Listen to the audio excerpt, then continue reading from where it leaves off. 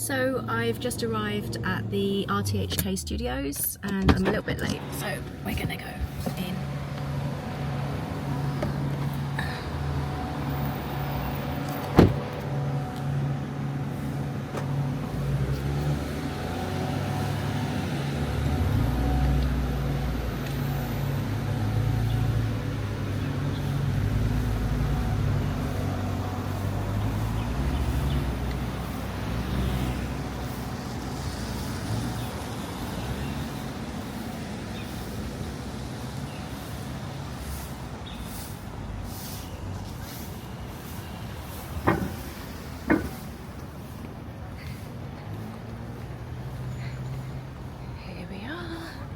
Broadcasting House.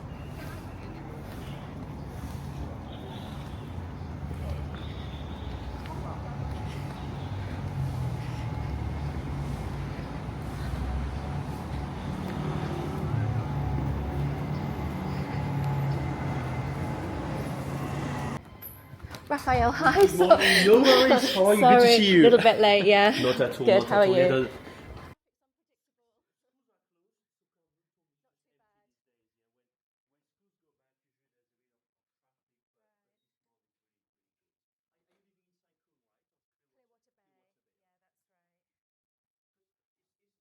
And the very hot weather warning is in force. That's all the news from RTHK.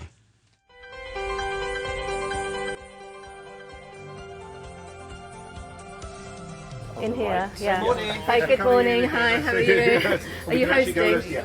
Okay, morning. Straight in. You know either, right? I think we've met Ruth, and we've met once before. Hi. No, don't worry, don't worry. Nice to meet you. 18% since 2013. But student numbers at government and aided schools fell by 12% over the same period as the city faces low birth rates, coupled with many families taking up the UK's BNO visa scheme.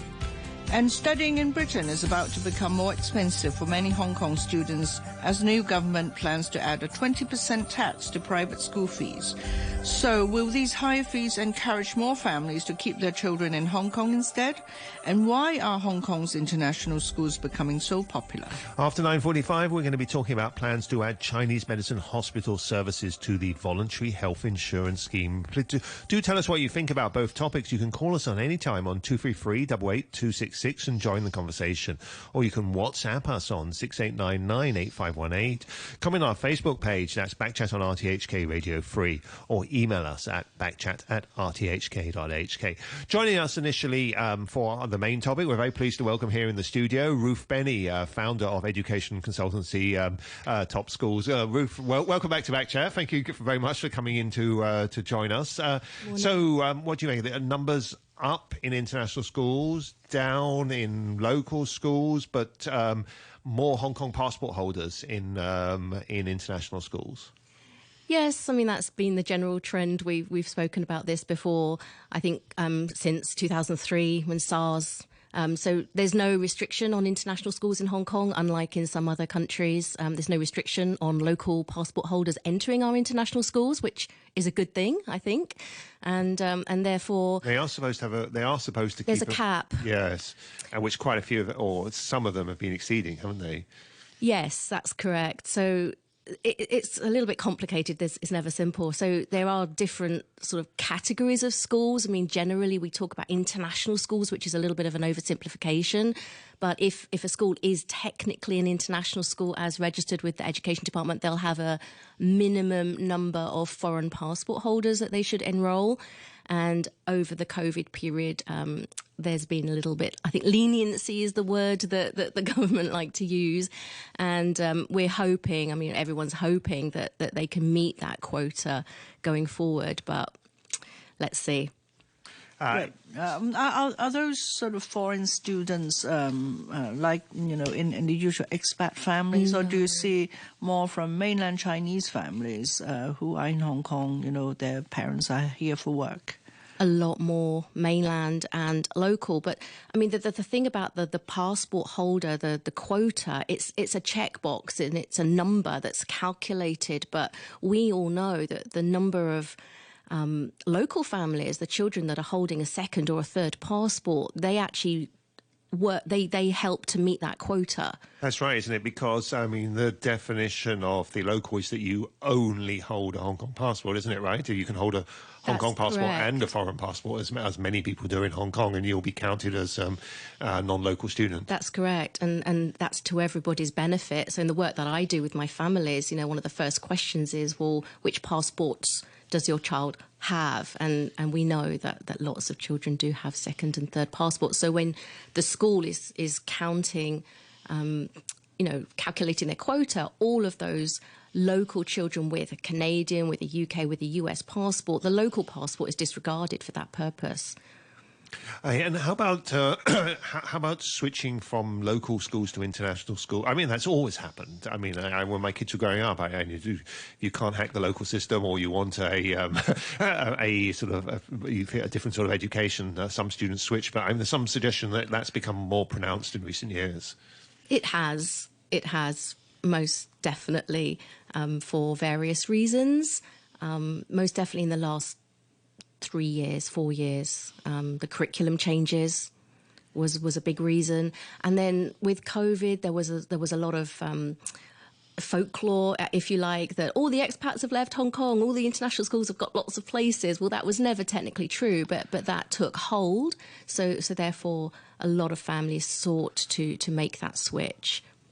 Well, was that really not true? Because that's the story I hear all the time. Oh, it's so easy now to get into ESF or to get into other international schools. It's easier, but it depends who you are. These schools still need to maintain their standards, and certain schools will always be oversubscribed and always in demand and can always be picky and choosy.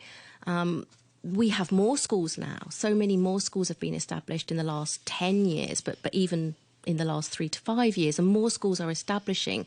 And it might be worth mentioning that the schools that are establishing nowadays will not seek to achieve international status, because that would be to their detriment. These schools are establishing as pure private. Therefore, they have no requirement to meet this quota that we were talking about earlier. So it would be easier for them to enroll as many local or mainland passport holders as they like. So this rise to 18%, it does not include the sort of totally private schools you just mentioned? I don't think so, because I think I'm not sure. I'm never quite sure when I read these reports from the EDB, the way they even isolate ESF as a separate category of school. That again, generally we as parents and normal people, we talk about international schools. So it does require a little bit more data mining, I believe. But I can say from the work that I do that the general trend is more local families seeking to enter international schools. And to your point, Ada, yes, a slight decline in true foreign expat parents over the last few years, but we do see that changing this year. You do see it. You mean people coming back? Yeah, lots, which is great news. And not just, obviously, large numbers of people coming in from China, and a lot of them do want education in there's some international schools absolutely full of people from China, aren't there? But when you say people coming in, you're not just meaning from China. No. So the PRC passport is counted as foreign. Yeah. I think the point is it's non-Hong Kong, isn't it? Yeah, but no, definitely. We've seen, I've got families from Spain, UK, US, Canada, Europe, Germany, lots of. So people are coming. Are they coming back to Hong Kong, or are these new families? These are new families. They're coming to Hong Kong on their first expat contract. So it's still more like that. The people who left Hong Kong maybe didn't come back, but you're getting a new wave now. Yeah, I'm seeing a new wave, which is positive. Do you see more diverse nationalities, and not just US, Europe, for example, Middle East? No, I personally haven't seen Middle East. It depends. There's certain sort of pockets. So Cathay have done a big hiring drive with South Africans, for example, and I think a couple of other nationalities I can't quite recall.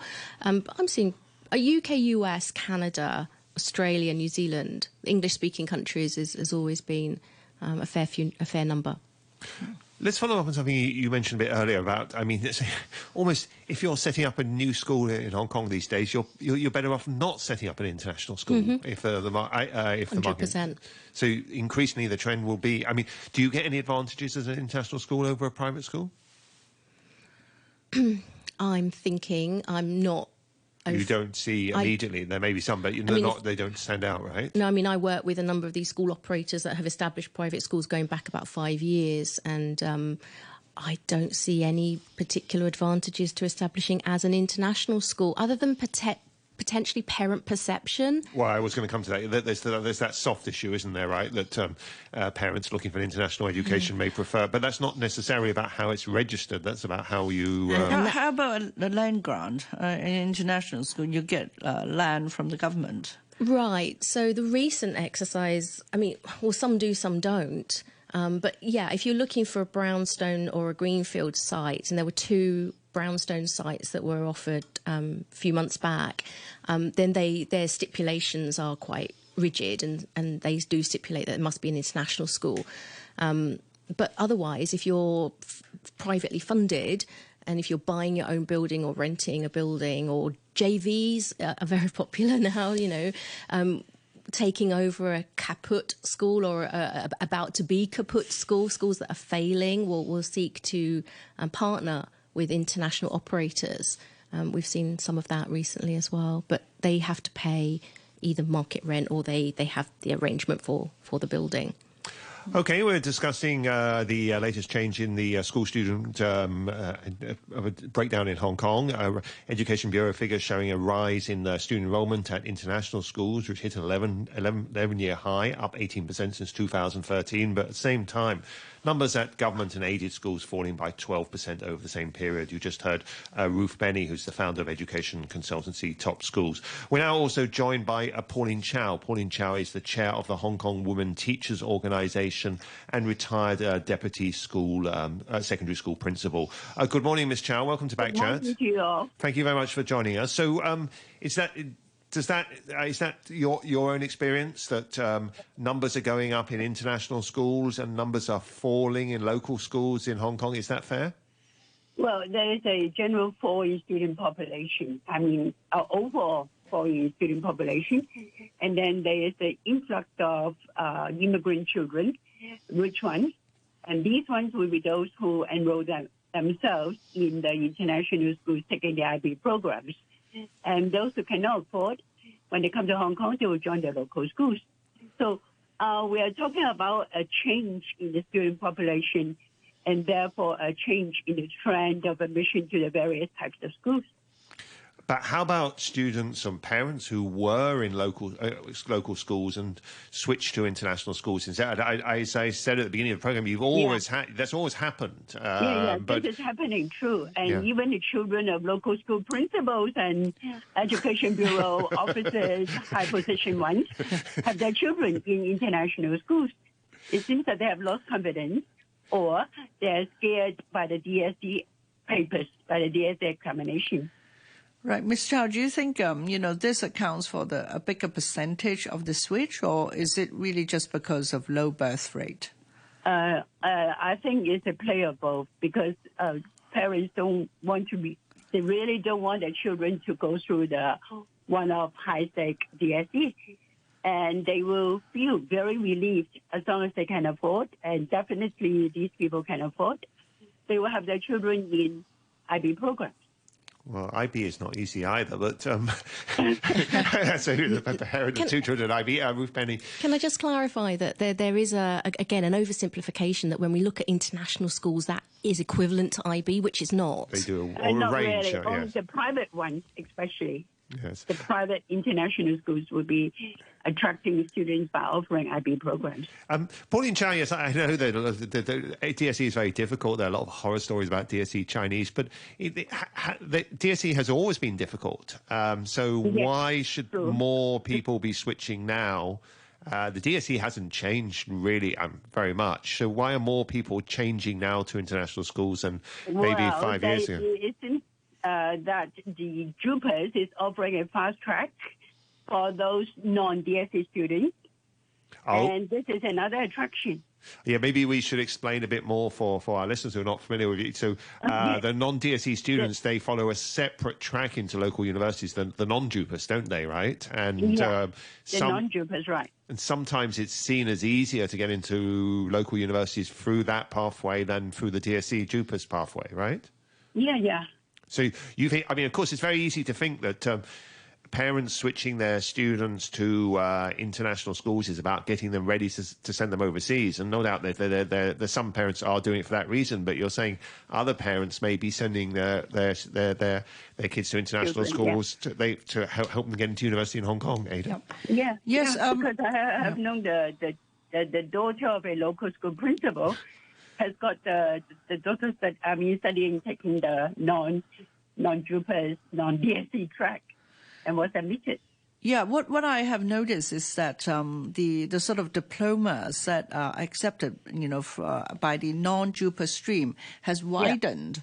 It is not just IB, but I recently heard that a Canadian high school diploma is also counted, and a lot of Canadian schools offer this diploma through remote means, which means that even a local school, a Form 6 student can actually not take the DSE, but can take the exam in a remote fashion, and then get good results. And then, and this is a real case. And she was accepted by the University of Hong Kong as a non-DSE. But since by fast track.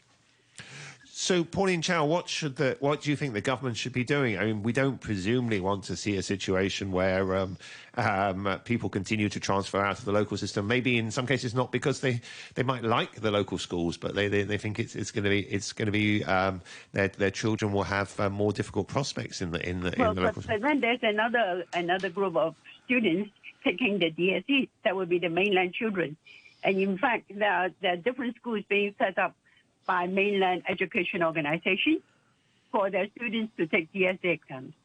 Yeah, so because to them, the DSE is easier than the mainland university admission exams. It's all relative.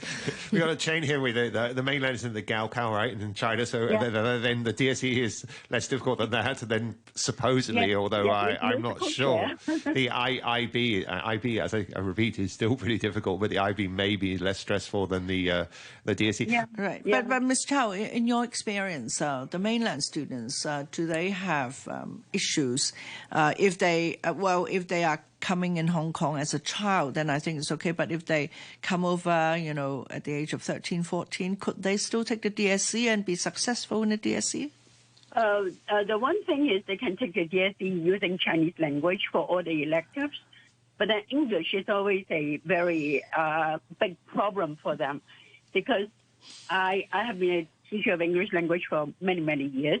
So I can say that our DSE English language paper is truly demanding.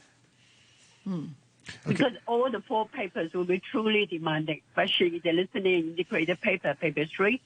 So the new mainland students are better off if their families can afford it, can go to a private school or an international school. Yeah, so there are 3 tiers. So, because as we're seeing that the number of families coming in from the mainland's increased, and it's realistic to say it's only going to continue to increase in the coming years. Yes. How do you think that's going to break down in terms of the proportion that go into DSE streams and the proportion that look for international private schools and things like IB, Pauline Chow? Yeah, these children will be supplying some of the candidates for the DSE.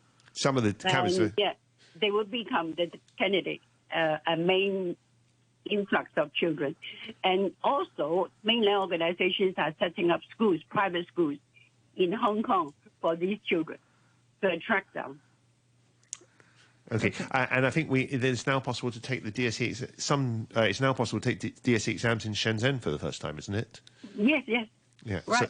So that is, so that is very popular. But then for the mainland families who look for IB, for international schools, that's a different group of mainland families, then, is it? Yes, those who can afford. And very strangely, because I live near to the science park, and I discovered that there have been an increase in the number of mainland families in the neighborhood, and they're all speaking Putonghua or English, but not Cantonese.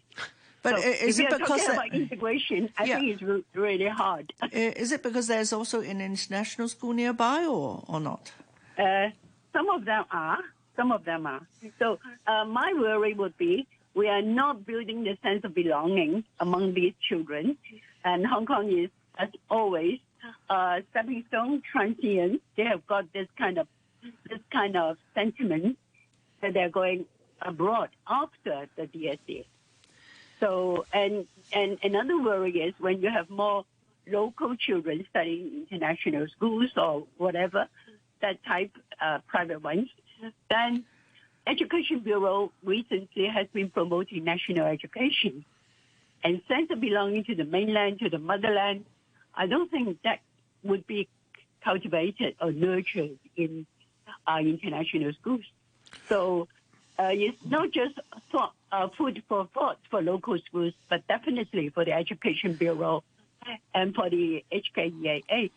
The DSE is a highly demanding examination, but now it seems to have been rendered the second position. Those who can afford take the IB, and those who cannot afford take the DSE. I think that is a kind of class distinction which I don't want to see. But I think, eventually, in the next couple of years, I do see a trend that there'll be sort of non-expensive IB schools starting from primary. As you can see, also Ruth Benny here suggested that there are a number of primary schools who have their own sites, and they are switching from aided schools to private schools, and they are probably working and collaborating with an operator in London so that they can start offering IB primary and then secondary. I think that is still a minority. In Backchat a couple of months ago, we also touched on Rosary Hill, so that is not the only Ruth case. Benny, can you get an inexpensive IB education? We are seeing an aided school can offer an internationalised curriculum. And one of the ones that I know in Kowloon was charging 5,000 something per month. Per month, yeah.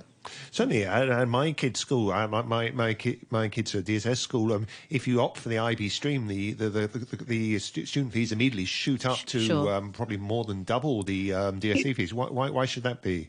The IB is expensive. The IB charge the schools a lot of fees for accreditation and the examination fees themselves as well. Pauline Chow, you were saying... And don't forget that our education here in local schools is free. Subsidised. So if we want to offer these more economical versions, is the solution that you offer? I think you were mentioning an IB like education, but it's not actually officially accredited by IB. But then you can't do the IB exams. I don't really think that is a solution, because we should actually be re-evaluating, doing a review of our local curriculum and see what's wrong. That's and right. Then the HKEAA and so on, all the papers, examinations, they're internationally accredited. But how has it become a second-class exam? I don't want to say that. Well, let's not forget one of the key reasons why local families are looking to escape into local school is the stress and the outdated mode of education, which is not preparing our children for the skills that they will need in the workplace. I mean, I know it sounds very cliched, but these are the conversations that I have every day. I think that is overgeneralization, because we have to be actually in the local school system to know what is actually happening. So this concept sometimes is a bit misunderstood or is a bit exaggerated. But I'm meeting children every day whose mental health is compromised because of their schooling, and their parents don't want to subject they don't want to subject their children to that any longer. Pauline Chow? Yeah, that would be some of the parents and some of the children. Of course, those who come to you will be seeking for that kind of education, and those who haven't come to you will be the large majority. They continue to suffer. And they're still in local schools. So I think it's time for the Education Bureau to reassess what is happening in Hong Kong, and not to say our CEO is saying to develop Hong Kong into an education hub, and that should not be just post-secondary in the tertiary education, but overall in our education system. So, Pauline Chow, what should be the direction the Education Bureau should take? should they look at the non-JUPAS stream and sort of tighten up that side of things, or you have other thoughts in mind? But the Education Bureau is doing exactly the opposite, doubling the number of intake for university admission of non-local students. So therefore, the DSE will never be a priority for those families who can afford, a non-DSE education. I mean, the idea is they always want to get out if they have the chance. And so if we can make the DSE a better system, can we make the DSE a better system? Because unlike the mainland university admission, when they get a score, it's a total score. But here we have to satisfy various criteria, like you need to get all the papers like Chinese, English. Our English is very demanding, so is our Chinese paper.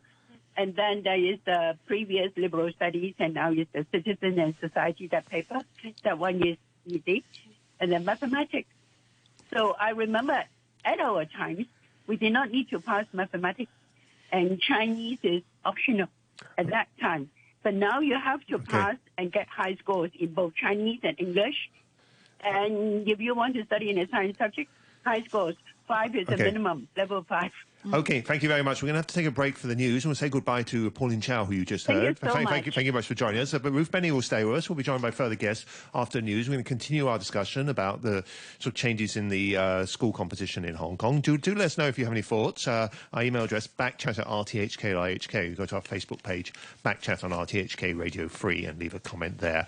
The weather forecast, it's going to be sunny with a few showers. Not surprisingly, it's going to be very hot during the day.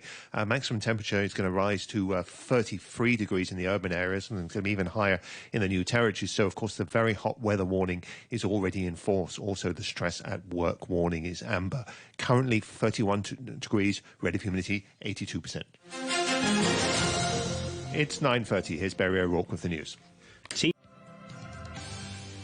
Welcome back to Back Chat. I'm Danny Gittins with Ada Wong. In the second half of the show, initially, we're going to be continuing our discussion about changes in where students are enrolled in schools in Hong Kong. The Education Bureau revealing student enrollment at international schools hit an 11-year high, up 18% since 2013. However, numbers at government and aided schools fell by 12% over the same period. Later on, we're going to be talking about plans to add Chinese medicine hospital services to the voluntary health insurance scheme. Still with us in the studio, Ruth Benny, who is the founder of education consultancy Top Schools. If you have any thoughts on either topic, do give us a call on 233-88266, or you can go to our Facebook page, Backchat on RTHK Radio Free, and leave a comment there, or email us at backchat@rthk.hk. And let me bring in a comment from our listener, John, in an email, and Ruth Benny, perhaps you'd like to respond to this, and we could broaden out discussion a bit further. John says, this is indirectly related to today's subject of the increased demand for high school places. Your guest indicated that much of the recent jump in demand came from mainlanders and locals. But will the current widespread race/religion-related riots in Britain prompt the 150,000 plus Hong Kongers who recently emigrated to the UK to consider returning to Hong Kong? My anecdotal findings suggest that a number of these 150,000 have struggled to settle into their new surroundings. And many of the riots have been focused on cities in the north and Midlands, both of which were popular destinations for the aforementioned 150,000. Thank you very much, John. And, of course, although John didn't mention it, Ruth Benny, there is also the issue, which actually might be even more of a factor, is that many Hong Kong kids who moved to the UK are in what's called public schools there, but essentially means private schools. And under the new government, it's very likely that fees in those schools will increase by, it depends how much they pass them on, but with the sales tax, value-added tax being added, fees in those schools could increase by up to 20% come January. So those two factors sort of worry about unrest. However widespread it really is in reality, of course, the perception of seeing it, and also the issue of school fees. Do we think, is there less interest in going to study in Britain? And have you had any interest in people coming back?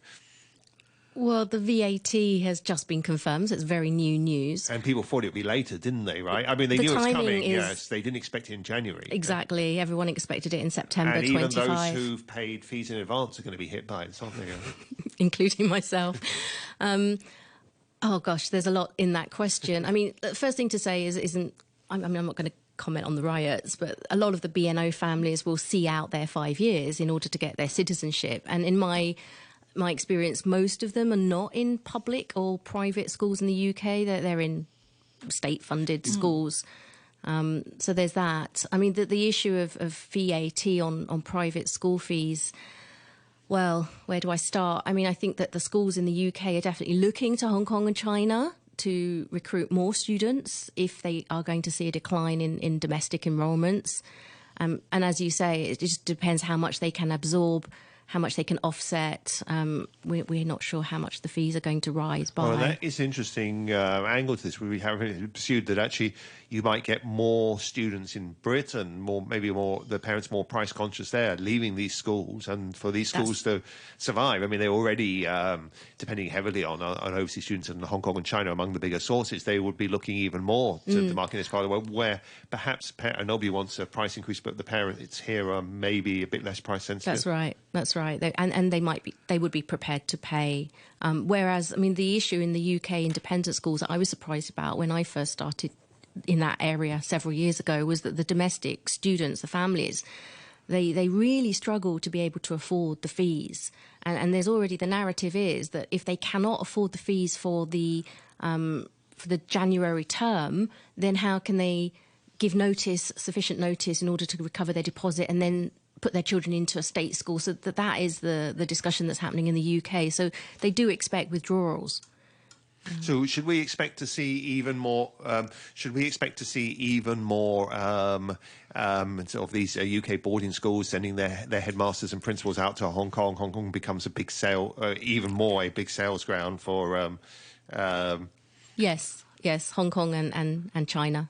For sure. And not the other Asian countries like Singapore, Korea. I mean, they have a lot of international students in the UK. Not so much. I mean, South America, Africa, Europe are popular countries that they send their children to the UK boarding school. But would you say that, I mean, the VAT probably won't affect Hong Kong parents that much, because if they are quite determined to send their kids to the UK, yes, it's a little bit more expensive, but, they really have to just accept it. I think so. I hope so.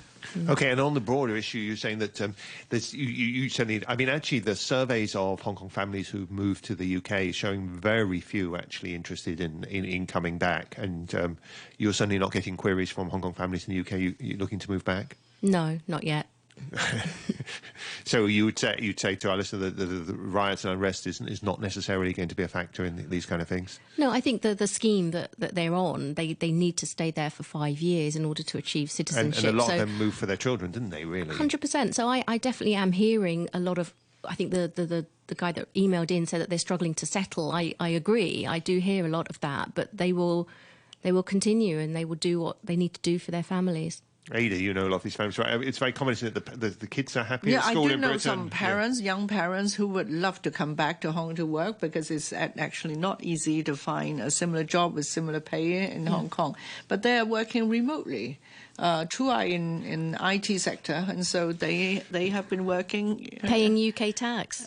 Yes. Well, if you're in IT sector, then yes, it's very easy to do that, but not everybody's in IT sector, But then, I mean, this family, I know their two kids are very happy in a local state school, and so the parents are also happy. Well, as we were saying, the style of education in the Hong Kong local schools, the reason that so many families are looking to, I use the word escape deliberately, then they go to whether they go to an international school in Hong Kong or they go to a state school in the UK, the style is so completely different.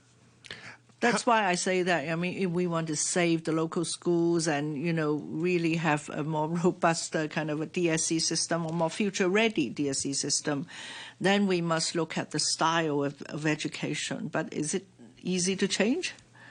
I'm not in that sector. So. One of the things, so coming back to the issue of schooling in Hong Kong and the competition of schools here, is there we were talking earlier about how you have more and more mainlanders coming, and that's where they go to these international schools. Does there then become a perception problem with other parents, both local parents and indeed parents coming from overseas, that they worry whether these really are international schools where maybe the language in the playground is actually Mandarin. And Yep. we have those discussions every single day, where parents, whether they are Chinese or they're not Chinese, when you walk into a classroom, all you're seeing is whether the children look Chinese or not. And that there's more to it than that, obviously, but that is the perception. And invariably, you look at any class photo, it's, 70, 80, 90% Chinese faces. Now, they may have foreign passports. They may be English speakers at home. We don't know. But as you say, perception is powerful. do international schools actually discriminate in favour of people? Or they have to be careful about that, don't they? But when you're handling these admissions, then you probably you get a good feel. They won't admit that they're discriminating in favour of certain groups, but do they in practice? No, they're not practicing discrimination, but admissions is not a science. There's a number of factors. I mean, I would say if I was an admissions director and you have a profile of two children which is almost identical. Now, let's all those factors would be the language proficiency, their academics, their interests, their gender, their age, lots of different factors. If you had two children whose profiles were almost identical and you had one seat, you would probably choose the child that looked more diverse. We haven't really talked about ESF and the role they're playing and what admission is like to ESF. I mean, historically, of course, it could be very difficult to get into ESF schools. Is that still the case? And where do they fit in this overall picture? I count ESF as international schools. They operate a number of schools. They're quite dominant in the market, but they operate just the same way in any other international school does nowadays, now that they don't have the subsidy anymore. So I don't see why we should talk about them as a separate category of their own. I know that they are a category of their own for now. But I guess they have different sort of admission criteria. They don't. No, they don't. It's still cheaper than a lot of international. Marginally. I mean, but there's a range of fees for the international schools, and as we discussed, there's a number of private schools that are establishing with relatively moderate fees. But still, I mean, from my lens, I see a lot of mainland Chinese families coming to Hong Kong, and they come because they got their visa, the talent scheme. I mean, last year alone, there were tens and thousands of visas. And so these families need to place their children in schools. Now, from your experience, is international school their first choice? Is it difficult for them? A family, let's say, coming from Shanghai, is it difficult for them to get into an international school of their choice? It can be. I think, as the previous caller mentioned, their English language proficiency, even though a school like ESF or some other schools state that they would prioritise those coming on the, top talent scheme? Yeah, the talent scheme. Yeah. But it's more marketing than anything, if you ask me. It still comes down to the individual profile of the child, and the child must meet the minimum requirements. And if a school like ESF has high requirements for English language proficiency, again, depending on the age of the child, but they may find it difficult to enter a school, a top-tier school. So what could be? So that's a top tier. We talk about the big brand name schools are what we unofficially talk about as top tier, but there are plenty of other international schools that will take them. Really? And there won't be any issue at all for them to find a decent international school in Hong Kong? Decent means different things to different people. So we see it as a two-step process often. If they spend 1 or 2 years in another school, what we might unofficially describe as a second-tier school, then they can make the jump. But in those schools, what kind of curriculum do they follow? A UK curriculum, a US, Canadian? A variety of different curricula. Just pick up on that point, because we spend a lot of time talking about IB, and there are a lot of international schools in Hong Kong that offer IB, but there are a lot of international schools that offer all kinds of other curriculum, a lot of which I don't even know about. Most of the schools that we talk about that offer IB don't only offer IB. Most of our schools in Hong Kong mix and match. So, yes, UK, which is England and the national curriculum of England and Wales, US, which is a bit less prescribed, Canadian, Montessori, a variety, and they do mix and match. And how about the popularity of IB compared? I mean, is it, especially with these mainlanders coming into Hong Kong, they've all heard of IB, and actually there are plenty of IB schools these days, although, I mean, things have been tightening up in China, but there are quite a few IB schools in China. Do they all want to do IB, or are they open to the other? Well, I think the parents that I like to work with are open, and you know, to have YB is not for every child. I think you've alluded to that fact. Both mine are just finishing A-levels, and I am so grateful that they did not do IB. Why? What's the difference? Is IB A more lot less coursework, right? competitive? It's just more. And depending on your child's learning style, depending on your child's strengths, depending on what they want to study at university or what career path they might want to follow, it might not be the best option. So let me turn that around in that case. Why is IB so popular? And why are so many schools running it? More schools running it? Why are so many? And as we're saying, it's expensive. They have to pay IB huge amounts, which are reflected in school fees. A-levels, presumably, you don't have to. You just sign up for them. You don't have to pay any UK institution to. I think it's marketing, and I think it's brand. If I'm honest, I mean, we know that Hong Kong mainland parents buy brand. We talk about that all the time. So the top tier schools that I mentioned, without mentioning the names, we all know what those names are. And they also know IB, so they sort of gravitate towards it. But I'm very keen to ask parents to be more open-minded.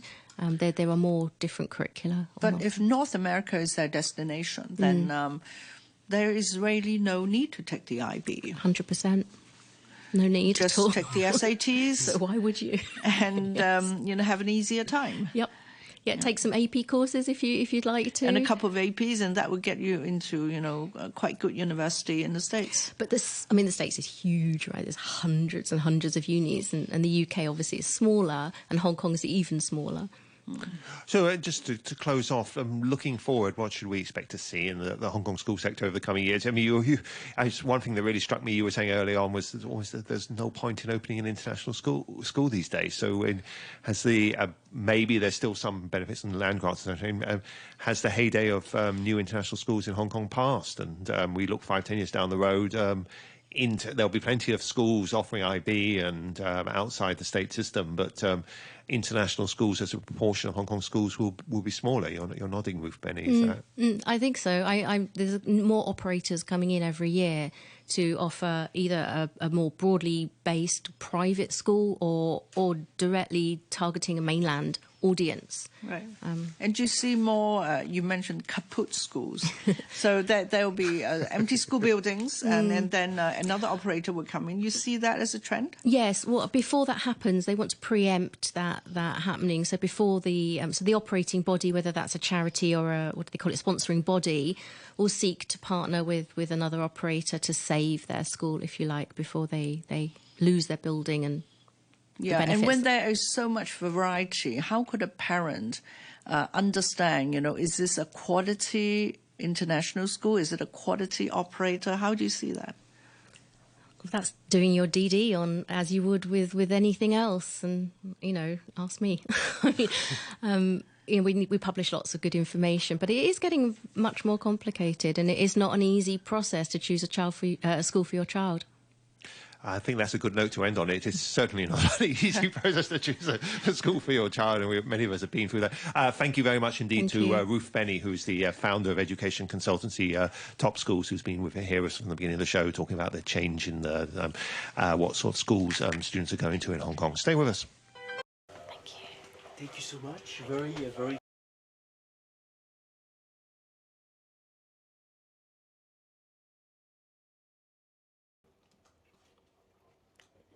So I did my bit, and so I'm leaving the studio. Gosh, that was quite a long discussion, longer than usual. So we go outside into the heat, and no one noticed that I was filming. Which way do I go? Okay, here's the studio. So don't know what these are. Lots of awards for various things. This is so old-fashioned. I mean, it's a government-run radio station, and I don't think that they have decorated since about the 70s. Hi. Hello. 唔該晒。Okay, bye bye. Bye. Right. So that's me done for the day. So I'm going back to home, back to work. So I've been doing those interviews. I always get a bit nervous. I'm not going to lie. Every single time you get a little bit of butterflies. But actually, I like to come into the studio. You can do that by phone, as you know, the other callers in the discussion. They just stay at home and they call in. But I just like to go to the studio and get the whole feeling for the setup and everything. And then I was in there a few months ago, and what struck me was that the studio setup is actually not that different to what a lot of us have at home these days. So now that so many of us are recording podcasts and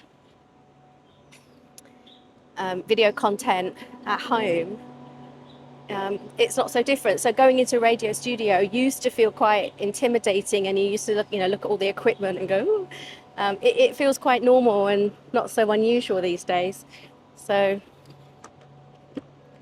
right, so let's see what the rest of the day has in store. Okay, bye for now.